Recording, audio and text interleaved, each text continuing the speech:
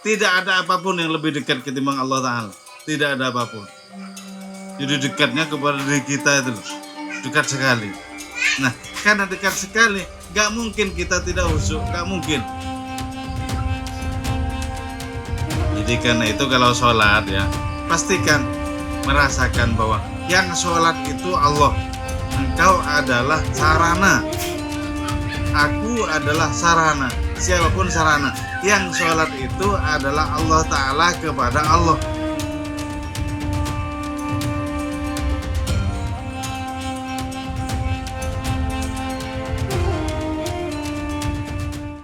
Bismillahirrahmanirrahim. Rubama kuntah, boleh jadi ada engkau. Musian ialah orang buruk. Fa'arokal ihsan, maka memperlihatkankah kepadamu al-ihsan, kepada kebaikan. Buruk tapi merasa baik. Itu sebabnya apa? Suhbatukah, apa pergaulanmu, biman huwa aswa'u minkah, dengan orang yang lebih buruk dari dirimu. Jadi boleh jadi kita sebenarnya adalah orang buruk, tapi karena bergaul dengan orang yang lebih buruk, kelihatannya bagus. Lumayan. Misalnya, kita biasanya sholat subuh 6:30. Tapi bergaul dengan orang yang sholat 7 jam 9. Nah, lumayan. Merasa lebih baik. Kenapa? Bergaul dengan orang yang lebih buruk. Sebab itu, kalau mau bergaul, bergaullah dengan orang yang lebih baik, jangan dengan yang lebih buruk. Dengan orang yang lebih baik, yang bisa mengingatkan kita kepada Allah Ta'ala. Baik perilaku maupun kata-katanya mengingatkan kita kepada Allah Ta'ala. Nah, bergaul dengan orang seperti itu bagus. Jangan bergaul dengan orang yang lebih buruk, nanti kita kelihatan bagus. Maka karena itu kemudian kita banyak memberikan nasihat. Kenapa? Karena merasa bagus itu. Banyak memberikan nasihat. Padahal sesungguhnya ya sholat 6:30 itu buruk sekali itu. Buruk. Sholat subuh itu jam 4 lebih 7 menit bagus. Jadi ketika sudah dibangun sebelum subuh, bangun. Sholat hajat, sholat tahajud, sholat witir, sudah lengkap. Diam, tinggal wiridan, astagfirullah, baru adzan. Bagus itu. Siapa orang yang sholat subuhnya seperti itu? Enggak ada. Jadi harus diadakan dong. Diadakan. Kalau Rano Karno ini gimana? Sholat subuhnya jam berapa? 5:30. Kadang-kadang 5:30, selebihnya banyak sekali. Gak bisa. 5:30. Kalau Roy, jam berapa sholat subuhnya? Pas adzan. Bagus. Sampai sekali aja. Oh, banyak kadang-kadang. Aduh.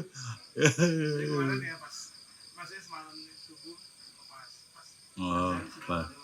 Iya. Alhamdulillah. Yang lain gimana? Ini siapa ini? Namanya siapa? Gimana? Salat subuhnya jam berapa?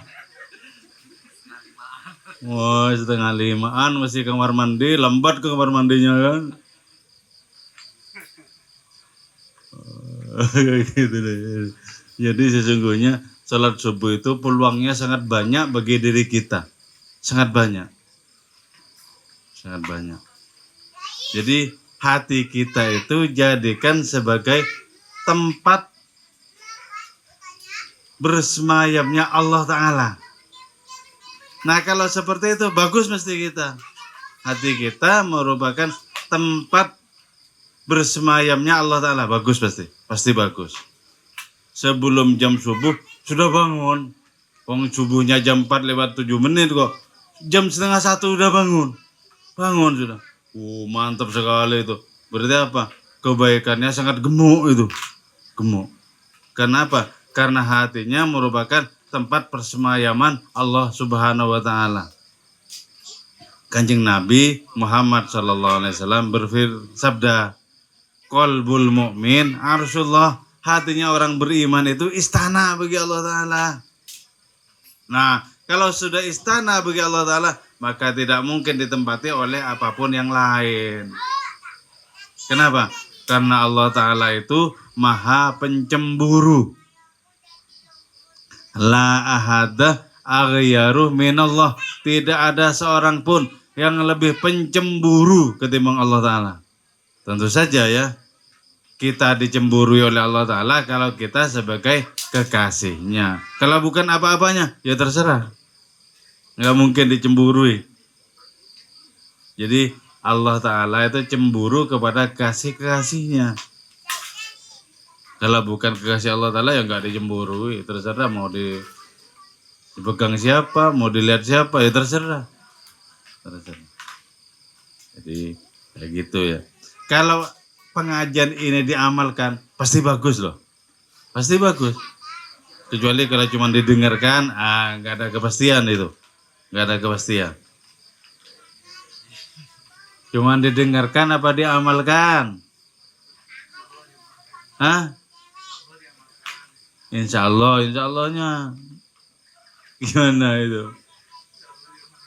Hilmi gimana Hilmi? Amin ya, belum tidak pasti itu, amin ya. Imam Imam. Oh.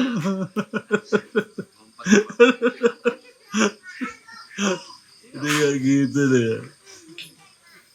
Jadi pengajian ini pasti membuat orang makin dekat kepada Allah Ta'ala. Kalau diamalkan makin dekat kepada Allah Ta'ala. Sesungguhnya ya, kita khusyuk kepada Allah Ta'ala itu sangat mudah. Allah Ta'ala terdekat kok dengan diri kita. Bagaimana mungkin kita tidak bisa khusyuk itu? Khusyuk kepada Allah Ta'ala sangat mudah. Allah Ta'ala itu sangat dekat dengan diri kita. Tidak ada apapun yang lebih dekat ketimbang Allah Ta'ala. Tidak ada apapun. Jadi dekatnya kepada diri kita itu loh. Dekat sekali. Nah, karena dekat sekali, gak mungkin kita tidak khusyuk. Gak mungkin. Jadi karena itu kalau sholat ya, pastikan merasakan bahwa yang sholat itu Allah. Engkau adalah sarana. Aku adalah sarana. Siapapun sarana. Yang sholat itu adalah Allah Ta'ala kepada Allah. Bisa seperti itu? Oh. Yang sholat kepada Allah adalah Allah. Ketika Allahu Akbar, pastikan bahwa hati kita itu merupakan Baitullahil Haram. Hati kita adalah rumah Allah Ta'ala yang haram untuk dimasuki oleh apapun yang selain Allah Ta'ala. Itu rumah hati bernama Baitullah. Apapun selain Allah Ta'ala haram masuk ke dalam rumah ini. Tapi kalau hatinya sembrono dimasuki maling-maling, yo nggak bisa. Hati kamu semua memasuki maling-maling nggak? Nggak bisa. Jangan dimasuki maling-maling. Bilang nggak boleh. Usir maling-maling itu. Usir. Caranya ngusir bagaimana? Caranya ngusir adalah sebelum subuh sudah bangun. Itu caranya ngusir. Jadi ya, jangan bergaul dengan orang yang secara rohani lebih buruk, kita nanti kelihatan bagus. Kalau sudah kelihatan bagus, gaya itu, kelihatan bagus, gaya sekali. Memberikan nasihat, begini. Aku ini loh, gitu loh. Maksudnya aku itu subuhnya 6:30 gitu loh. Nggak bisa. Oke. Makolla amalun. Yang kedua, makollah tidaklah sedikit amalun satu amal. Amal itu nilainya tidak sedikit, banyak maksudnya. Terus kalau amal itu baraza min qalbin zahidin. Kalau amal itu keluar dari hati yang zuhud. Apa hati yang zuhud? Hati yang asketik, hati yang tidak cinta harta benda dunia. Jadi isinya hati itu Allah Ta'ala terus menerus. Allah terus menerus. Allah terus menerus. Itu namanya hati yang zuhud. Hati yang zuhud. Bukan hati yang zuhud itu orang yang jauh dari harta benda dunia. Bukan seperti itu. Orang seperti Syekh Abdul Hasan Syadzili, orang paling kaya. Tapi zuhud sekali. Nabi Sulaiman orang paling kaya. Tapi beliau adalah azhaduz zahidin. Paling zuhudnya orang. Paling asketiknya orang. Paling tidak cintanya orang kepada harta benda dunia. Kita tahu kan Nabi Sulaiman kaya raya itu. Kaya raya. Tapi kalau beliau bangun tidur, di belikatnya ini ada bekas-bekas tikar itu loh. Bekas-bekas tikar. Itu menunjukkan bahwa beliau tidurnya di atas tikar yang kasar itu. Jadi beliau adalah paling zuhud, paling asketik, paling tidak cinta duniawi. Betapapun kita mengetahui bahwa beliau adalah nabi yang sekaligus raja, kaya raya itu. Tapi tidak seperti itu. Jadi gitu ya. Orang yang zuhud adalah orang yang hatinya tidak cinta kepada harta benda duniawi, lebih hatinya berisi Allah Ta'ala. Berisi Allah Ta'ala. Jadi karena itu kemudian walaupun orang itu kaya, walaupun Nabi Sulaiman itu sangat kaya raya, beliau paling zuhud. Walaupun Syekh Abdul Hasan Syadzili itu kaya raya, sebab sekali kencingnya kena batu-batunya jadi emas, kaya raya kan. Tidak ada emas dalam hati beliau itu. Hati beliau berisi Allah Ta'ala. Berisi Allah Ta'ala. Nah, karena itu kemudian Allah menjadikan beliau sebagai seorang waliullah yang alkemis. Kayak gitu ya. Kalau kita kan mengharap alkemisnya dulu toh. Iya toh? Berarti isi Allahnya kapan-kapan gitu. Ya nggak bisa itu nggak bisa. Jadi syaratnya itu beginilah ya, biar hati kita itu bagus ya. Walaupun kita meminta itu boleh, tapi nggak minta kepada manusia, nggak minta kepada manusia. Walaupun meminta itu diperbolehkan menurut syariat, menurut fikih boleh, tapi nggak boleh menurut tasawuf itu. Misalnya ya nggak punya garam minta garam, nggak punya bawang merah minta bawang merah, nggak punya bawang putih minta bawang putih, nggak boleh itu, nggak boleh. Jadi minta yang sepele-sepele apapun itu nggak boleh, nggak boleh. Nah kalau kita yakin dengan keyakinan seperti itu bahwa Allah lah tempat meminta, Allahus Shomad, Allah tempat kita meminta, maka kita akan sadar bahwa apapun di dunia ini diberikan oleh Allah Ta'ala. Allahu Ahad itu adalah Allah yang Maha Esa, yang tidak kita pahami keesaannya. Tapi Allahus Shomad adalah Allah Ta'ala yang memberikan segala sesuatu kepada diri kita, termasuk menjadikan diri kita ada. Itu Allahus Shomad. Jadi kita ini ada seperti ini, kita bisa melihat seperti ini, kita bisa mendengarkan seperti ini Allahus Shomad. Allahus Shomad. Jadi seluruh kekayaan dunia apapun wujudnya adalah pemberian Allah Subhanahu wa Ta'ala. Karena pemberian Allah Ta'ala, maka kepada Allah Ta'ala kita mesti meminta, termasuk perkara-perkara kecil. Minta kepada Allah Ta'ala.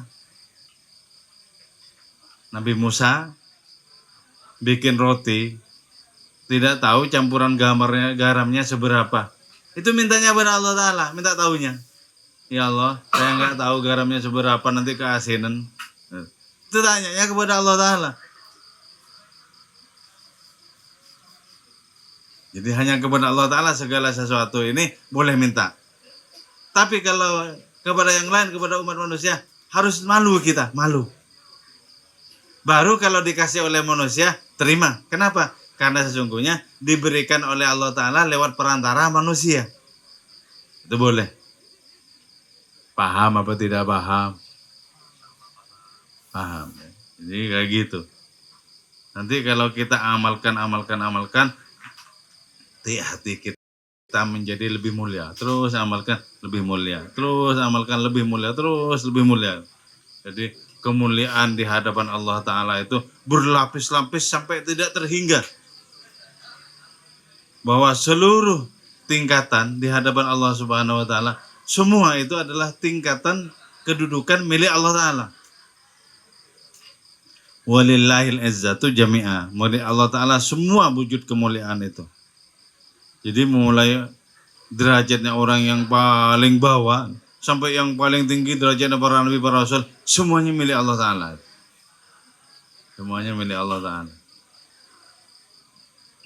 Nah, kita ini bisa merasakan hal seperti itu kalau kita sudah bisa mengalami. Misalnya mengalami basmalah, Bismillahirrahmanirrahim. Kita mengalami, tidak membaca, tapi mengalami. Nah, kalau kita sudah mengalami hal seperti itu, tahulah kita segala-galanya milik Allah Ta'ala. Jadi kenal kita, paham kita, lillahi ma fis samawati wa ma fil ard. Milik Allah segala yang di langit dan segala yang di bumi, semuanya. Terus merasakan itu. Oke. Sebaliknya begini, wala katsur amalun, dan tidaklah banyak amal. Jadi walaupun kita salat tarawih 20 itu enggak banyak itu. Kalau robibah min kolbin rogibin. Kalau kita itu mengerjakannya dari hati yang penuh cinta kepada harta benda dunia. Tapi kalaupun cuma sholat 2 rakaat, tapi hatinya berisi Allah Ta'ala, oh tidak sedikit itu. Hatinya berisi Allah Ta'ala, sholat 2 rakaat, sholat sunat itu, oh lebih bagus itu ketimbang dunia dan seisinya. Tapi sholat 20 rakaat, hatinya masih cinta harta benda. Nah ya terhitung sedikit itu, terhitung sedikit. Jadi sholat 20 rakaat, tapi cepat-cepat Allah Akbar, Allah, wudu. Enggak terhitung. Ini bisa dipahami enggak? Oke. Teruskan. La tatrukir zikrah, janganlah engkau meninggalkan az-zikra kepada zikir, li adami hudurika, karena tidak hadirmu ma'allah di dalam berserta Allah Ta'ala fi dalam itu zikir. Jadi kalau kita berzikir kepada Allah misalnya ya, subhanallah, subhanallah, subhanallah, hati kita tidak hadir di hadapan Allah Ta'ala, nggak tahu kita subhanallah itu, jangan tinggalkan itu. Hanya karena hati kita tidak hadir di hadapan Allah Ta'ala, jangan tinggalkan zikir itu. Itu namanya apa? Itu zikir yang tidak hadir di hadapan Allah Ta'ala. Padahal sesungguhnya ya, kalau sholat ya, Ibnu Arabi mengartikan inna sholati wa nusuki wa mahyaya wa mati. Inna sholati ay huduri bil qalbi. Kalau hati kita hadir di hadapan Allah Ta'ala, itu baru sholat. Kalau tidak seperti itu, enggak sholat katanya. Huduri bil qalbi wa syuhudi birruh. Hadirku di hadapan Allah Ta'ala dengan hatiku ini, dan menyaksikanku di hadapan Allah Ta'ala dengan apa? Dengan rohku. Jadi amalnya hati itu hadir di hadapan Allah Ta'ala. Amalnya roh itu apa? Menyaksikan Allah Ta'ala. Nah, kalau sudah seperti itu, baru itu disebut sholat menurut Ibnu Arabi. Dan menurut kita, ya kan enggak sekali itu. Enggak. Bagi kita ya, apalagi sholatnya terburu-buru ya, sholat tarawih yang cepat-cepat, Allahu Akbar. Nggak bisa itu. Jadi tidak mungkin hadir itu, hatinya itu di hadapan Allah Ta'ala, nggak mungkin hadir. Ruhnya menyaksikan Allah Ta'ala, nggak mungkin. Padahal ya, hadir di hadapan Allah sangat mudah, menyaksikan Allah sangat mudah. Kenapa? Karena Allah terdekat dengan diri kita. Sangat mudah kok. Hati kita hadir di hadapan Allah Ta'ala sangat mudah. Roh kita menyaksikan Allah Ta'ala sangat mudah. Jadi jadikan bekal ini untuk apa? Untuk merasakan hati hadir di hadapan Allah Ta'ala dan roh menyaksikan Allah Ta'ala. Jadi kalau mendengarkan pengajian ke sana ya, sana. Jadi kita menuntut hati diri kita ini. Wudhuri bil qalbi wa syuhudi birruh. Jadi jangan tinggalkan zikir kalau hati kita tidak hadir di hadapan Allah Ta'ala. Jangan tinggalkan karena hati kita tidak hadir. Tetaplah berzikir. Sebab boleh jadi sekarang tidak hadir di hadapan Allah Ta'ala, besok sudah bisa hadir di hadapan Allah Ta'ala. Amin. Jadi kita mengharapkan banyak mungkin kepada Allah Subhanahu wa Ta'ala. Jadi tidak bisa disangka-sangka ya, Allah memberikan apa kepada kita itu tidak bisa disangka-sangka. Tidak bisa disangka. Karena itu kemudian tetaplah berharap kepada Allah, tetaplah berharap. Jadi seburuk apapun diri kita, tetaplah berharap kepada Allah Ta'ala. Jadi Allah tempat kita berharap. Allahus Samad. Oke. Li'anna ghaflataka min wujudi dzikrihi, karena sesungguhnya engkau lupa kepada Allah Ta'ala tanpa berzikir. Nah itu berarti apa? Lebih hebat ketimbang engkau lupa kepada Allah Ta'ala sambil berzikir. Jadi lebih bagus lupa kepada Allah Ta'ala sambil berzikir ketimbang sudah lupa tidak berzikir lagi. Jangan ngambil logika seperti ini. Yaitu walaupun berzikir ya lupa. Aku yang enggak berzikir aja. Jangan seperti itu. Jadi lupa karena berzikir kepada Allah Ta'ala jauh lebih bagus ketimbang lupa dan tidak berzikir.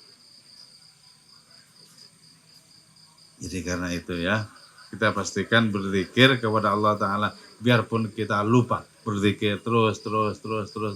Lama-lama kita tidak lupa lagi kepada Allah Ta'ala, hadir di hadapan Allah Ta'ala sambil berzikir. Amin. Fa'asa ayyarfa'aka min dzikrin ma'wujudi ghaflatin ila dzikrin ma'wujudi ghaflatin. Boleh jadi Allah Ta'ala mengangkat zikir kita dari sebelumnya. Zikir karena lupa kepada Allah Ta'ala, zikir beserta lupa kepada Allah Ta'ala, menjadi zikir beserta ingat kepada Allah Ta'ala. Kan lebih bagus itu. Jadi kayak gitu ya. Jadi perbandingannya itu dengan sesuatu yang lebih bagus. Jangan bilang itu walaupun zikir lupa, aku agaknya berzikir males ya. Jangan seperti itu. Tetaplah berzikir kepada Allah Ta'ala. Allah Ta'ala sesungguhnya sangat dekat dengan diri kita, cuman karena Allah Ta'ala itu bisa menutupi diri dengan sesuatu yang tidak ada. Jadi kalau kita ditutupi oleh Allah Ta'ala dengan sesuatu yang tidak ada, tidak bisa menyaksikan Allah Ta'ala kita. Tidak bisa. Allah Ta'ala bisa menutupi diri dengan sesuatu yang tidak ada. Karena itu kita jarang menyaksikan Allah Ta'ala. Gitu. Nggak pernah menyaksikan. Sudah dikatakan dekat, tetap saja nggak menyaksikan. Sangat sulit sekali. Bisa menyaksikan Allah Ta'ala itu sulit sekali.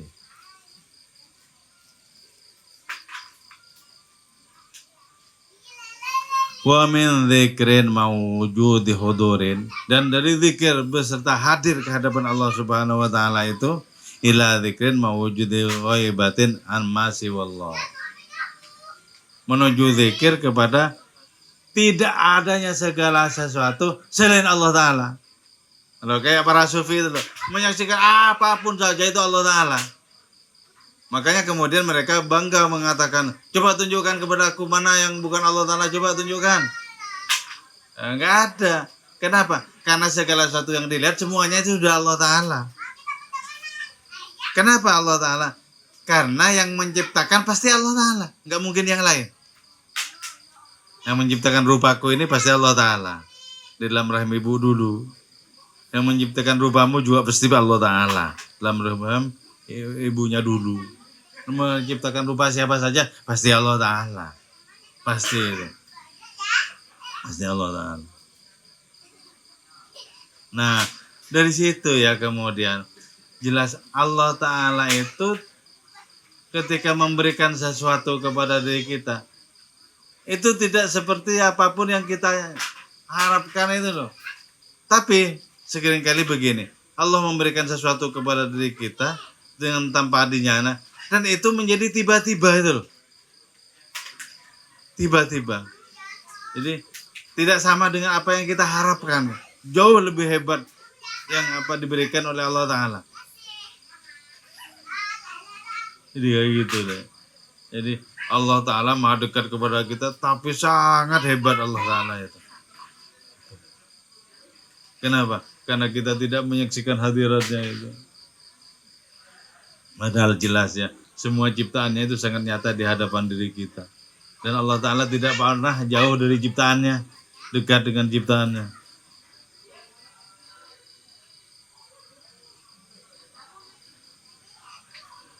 Jadi ada orang berzikir itu yang apapun yang kelihatan semuanya serba Allah Ta'ala. Kalau orang berzikir, hebat ya orang berzikir seperti itu. Apapun yang dilihat semuanya serba Allah Ta'ala.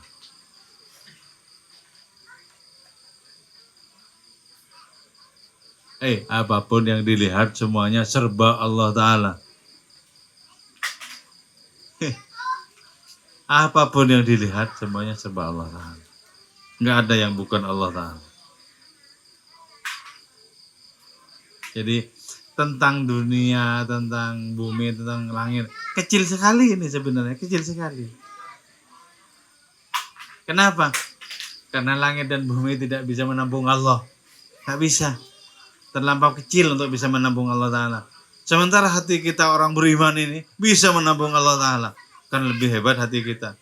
Lebih hebat hatimu apa lebih hebat langit dan bumi? Lebih hebat hati kita. Jadi kita harus mengakui ini karunia dari Allah Subhanahu wa Ta'ala, karunia. Oke ya, sekian saja, semoga bermanfaat dan barokah untuk kita. Amin ya mujibas sailin wal afa minkum. Wassalamualaikum warahmatullahi wabarakatuh.